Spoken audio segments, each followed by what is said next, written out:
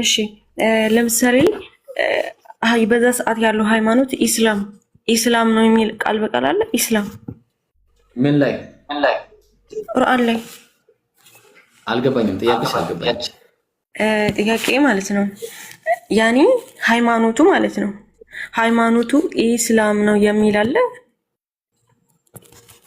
አዎ አለ። የነቢያቱ አሁን ለምሳሌ ሙሴም ኢብራሂም ኖህም ከሆኑ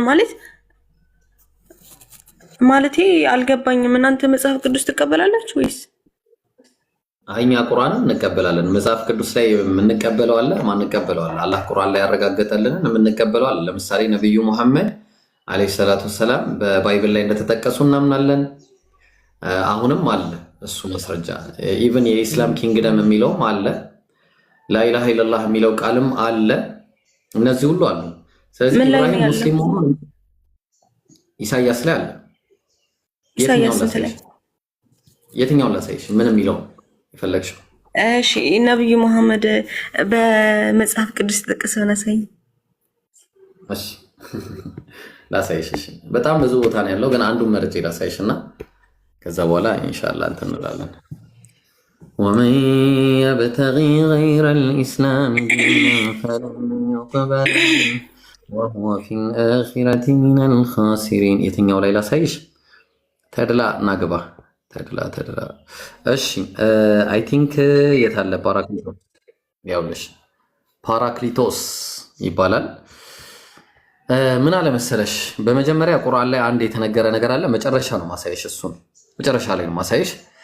ምን ይላል? ዮሐንስ ወንጌል ምዕራፍ 14 ቁጥር 15 ላይ ብትወዱኝ ትእዛዜን ጠብቁ አለ። እኔም አብን እለምናለሁ ለዘላለም ከእናንተ ጋር እንዲኖር ሌላ አጽናኝ ይሰጣችኋል አለ። ሌላ ምን አጽናኝ? ሶ what does አጽናኝ ሚንስ? እኔ ውስጥ አጽናኝ ማለት ምንድነው በግሪክ ቋንቋ ብለን ስንል ራሱ መጽሐፉ ይነግረናል ማለት ነው። መጽሐፉ ራሱ የእናንተ መጽሐፍ ቅዱስ ይንገረን። እንግዲህ እንደምታየው ስትሮንግ ነምበሩ ይሄ ነው 387375 ላይ ፓራክሊቶስ ማለት ነው። በግሪክ ቋንቋ ፓራክሊቶስ ይባላል።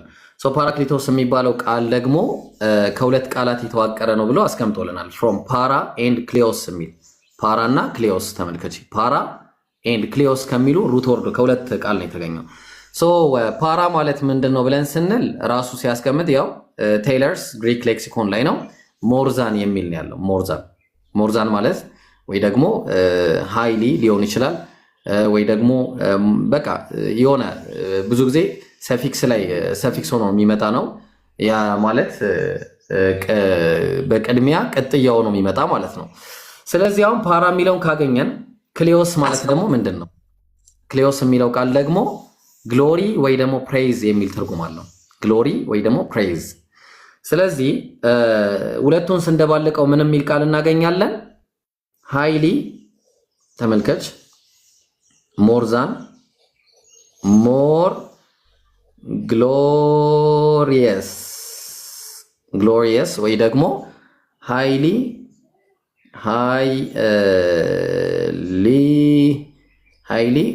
ግሎሪፋይድ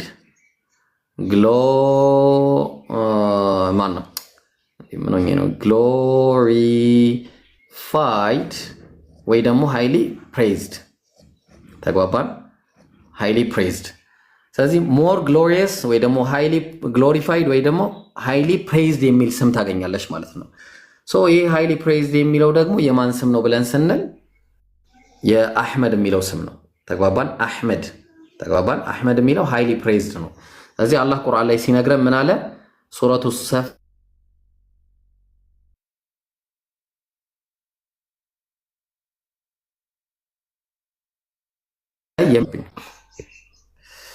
ኦኬ ይሰማል። ስልክ ገብቶብኝ ነበር። እሺ የመርየም ልጅ ዒሳ አለ የእስራኤል ልጆች ሆይ እኔ ከተውራት በፊት ያለውን የማረጋግጥና ከኔ በኋላ የሚመጣው መልእክተኛ ስሙ ማን አለ?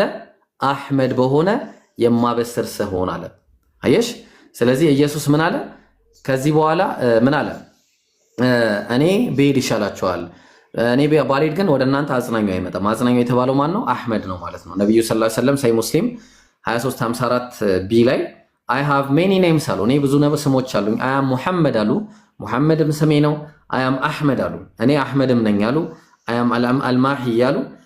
እንግዲህ አሁን ያሳየውሽ ስም ነው ይሄ። ሌላ ቦታ ላይ ነብዩ ሰለላሁ ዐለይሂ ወሰለም አንድ ስም ልጥቀስልሽና እሱ ከዛ በኋላ እንተንልሻለሁ። ይሄ አንደኛው ይሄ ነው። ሁለተኛው ሶንግ ኦፍ ሰለሞን ላይ ምን ተብሎ ተጠቅሷል? ስማቸው እንደምታዩ ሙሐመድ የሚል ተመለከቻለሽ። ሙሐመድ ይላል ስሙ ሙሐመድ መሆኑን ይናገራል ማለት ነው። የሚኖረው የት ነው? የሚኖረው ቦታ ደግሞ መካ ነው ተብሎ ተጠቅሷል። ከዛ ደግሞ ፒሊግሪሜጅ ያደርጋል። ፒሊግሪሜጅ የት ነው የሚያደርገው? ፒሊግሪሜጅ ማለት ምንድነው? ሐጅ ማለት ነው። እንደምትመለከቱው ሐጅ ማለት ነው ፒሊግሪሜጅ ማለት። ከዛ በኋላ በበካ ቫሊ ኦፍ በካ ላይ ነው እንግዲህ ይሄ መዝሙረ ዳዊት ነው። ተመልከች በካ ቫሊ ኦፍ በካ መሃል ሲሄድ ነው። በካ ማለት የት ነው ብለን ስንል ቁርአን ላይ አላህ በካ የሚለው መካ መሆኑን ገልጾልናል ማለት ነው። ተግባባን? ስለዚህ ያ ነው ነብዩ መሐመድ አለይሂ ሰላቱ ሰላም በባይብል ሊትራሊ ተጠቅሷል በትክክል ማለት ነው።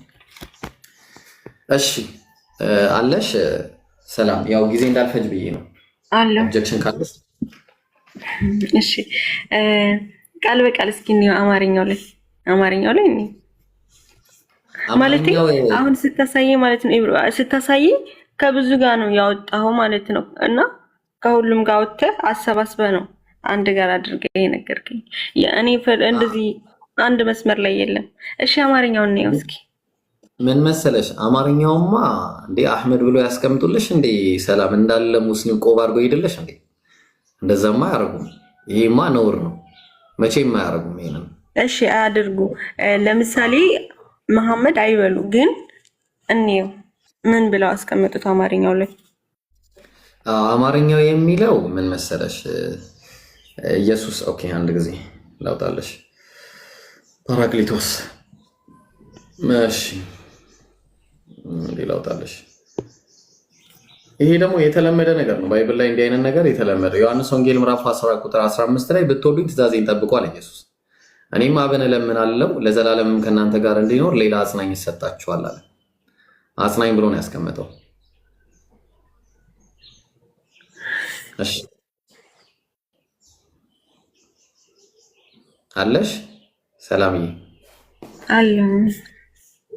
እነሱ አጽናኝ ብሎ ነው ያስቀመጡት።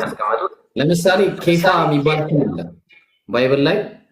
ኬፋ ኢየሱስ ያወጣለት ስም አለ ኬፋ ብሎ ማለት ነው።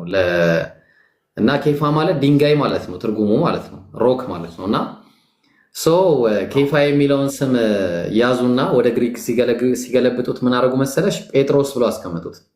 ፔትሮስ አሉት። ፔትሮስ ማለት ድንጋይ ማለት ነው። እና ኬፋ የሚለውን ስም ተዉትና ፔትሮስ ብሎ አስቀመጡት። የተለመደ ነው የምልሽ። ገብቶሻል? አሁን አንቺ ኬፋን በጴጥሮስ ነው የምታውቂው?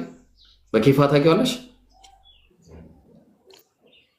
የድሮ ስሙ ሊሆን ይችላል ያላቀም። በጴጥሮስ ነው ማለት አይደለም። የድሮ ስሙ አይደለም፣ ትርጉም ነው። ተርጉሞ ነው እንደዛ ያስቀመጡት። ላንብብልሽ ምን ይላል መሰለሽ? ዮሐንስ ወንጌል ምዕራፍ 20 ቁጥር 22 ላይ ይህንንም ብሎ እልፍ አለባቸው። አው ይቅርታ፣ ይሄ አይደለም እንዴ ምን ሆኜ ነው? እሺ ያው ዮሐንስ ወንጌል ምዕራፍ 1 ቁጥር 43 ላይ ወደ ኢየሱስም አመጣው። ኢየሱስም ተመልክቶ አንተ የዮና ልጅ ስምዖን ነህ፣ አንተ ኬፋ ትባላለህ አለው። ትርጓሜው ጴጥሮስ ማለት ነው አለ። ትርጓሜው ነው። እሺ ጴጥሮስ። ስለዚህ ጴጥሮስ ማለት ኬፋ ማለት ነው፣ ድንጋይ ማለት ነው። ስለዚህ በአረማይክ የተነገረውን ቃልን ይዞ የአረማይኩን ወርድ ይዞ ትርጉም ነው ያስቀመጡት። ትርጉም ስታስቀምጪ ደግሞ ስሙን ታጫዋለሽ። ስለዚህ ፓራክሊቶስ የሚለው ቃል ትርጉም ነው የተቀመጠው። ትክክለኛ ስሙ ምንድነው? አህመድ የሚል ነው። ግልጽ ነው። ሞስት ፕሬዝድ ወይ ደግሞ ሃይሊ ፕሬዝድ በመባል ይታወቃል ማለት ነው። ግልጽ ነው። አዎ ግልጽ ነው። እሺ ሌላ ጥያቄ አለሽ? ሌላ ጥያቄ እስኪ አንዴ